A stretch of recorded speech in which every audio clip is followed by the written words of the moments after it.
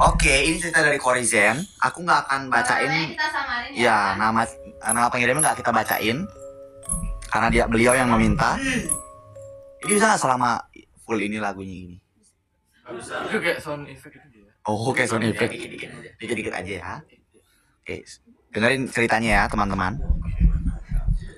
Begu ganjang. Begu ganjang itu dipelihara orang bukan cuma untuk kekayaan, tapi buat jaga hartanya berupa ladang dan kebun, dan juga balas dendam ke orang lain. Intinya dia tuh bakal bekerja apapun yang diperintahkan oleh tuannya. Cerita ini turun-temurun. Itu adalah cerita tentang mereka yang memakai tumbal manusia. Salah satu begu ganjangnya adalah tetanggaku. Tetanggaku sendiri persis sebelah rumahku. Rumah mereka selalu khas, hawanya itu pasti gelap, banyak banget pohon buah yang gede-gede. Kayak pohon manggis, salak, jambu, rambutan, kelapa, pokoknya sampai rumahnya ketutup. Kakek nenek yang tinggal di kampung itu yang jelas lebih lama kenal si begu ganjang ini. Udah tahu dari lama karena mereka juga bisa baca-baca begitulah. Yang pelihara itu adalah nenek-nenek dan kakek-kakek galung. Cerita temurunnya kalau banyak tetangga sekitar dulu meninggal karena dijadiin tumbal sama si nenek dan kakek ini. Nah, mereka ngasih makanan ke tetangga, terus ntar tetangganya tiba-tiba sakit parah. Gak lama bakal meninggal. Gak, ya kayak di Bali sih juga ya, kayak cetik-cetik gitu. Terus ada mama dari temanku meninggal karena dikasih bibit pohon mangga, dan mama temanku ini nanam bibit itu. Ternyata penanaman bibit itu adalah bentuk dari ritualnya. Ada juga mama temanku yang meninggal karena sakit. Awalnya sakit biasa, lama-lama sakitnya parah banget, sampai kayak sakit jiwa gitu. Harus dikunciin di kamar, dan maaf, udah nggak tahu cara pipis dan juga cara buang air besar yang benar. Pas diobatin ke orang pintar, katanya dibeguin. Dibeguin maksudnya dibegu ganjang, itu dibeguin. Kena begu ganja. Apa itu? Itu udah malu. Itu yang tadi anggapan itu kena cetik gitu. Kena begu bahasanya.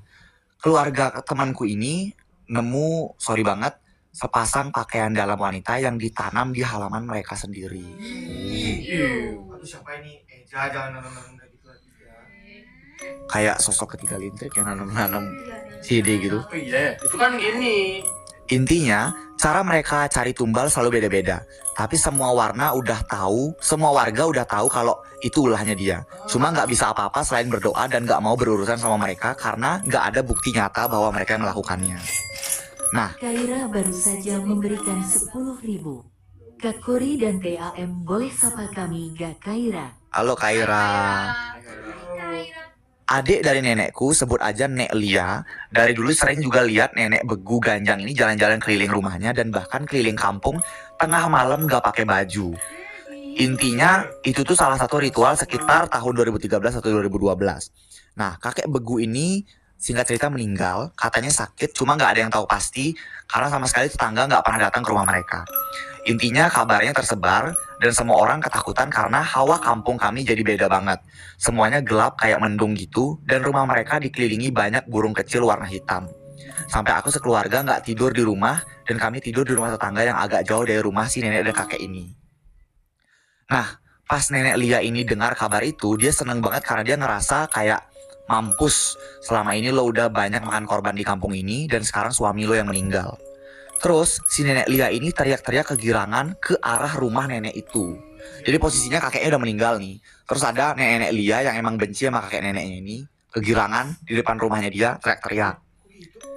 Nah, posisinya kampung itu jalannya agak menanjak. Nah, rumahku dan si begu ini ada di bagian atas dan nenek Lia ini di bagian bawah. Jadi banyak yang bilang kalau si nenek begu ini ngelihat nenek teriak-teriak. Nah, 2 hari kemudian, suaminya Nek Lia yang meninggal ini, 2 hari kemudian suaminya Nenek Lia ini yang tadi teriak-teriak ke rumahnya si nenek yang begu ganjang ini. Suaminya Nek Lia itu meninggal dan ada bekas biru di lehernya. Hampir semua warga percaya itu karena nenek begu, karena ada yang ngelihat nenek begu ini meludah di halaman rumah Nek Lia pas dia lewat naik mobil bawa pergi suaminya ke kota lain untuk dimakamkan. Itu terakhir nenek begu itu di situ karena sekarang rumahnya ditempatin anaknya dan dia nggak pernah balik ke kampung kami lagi.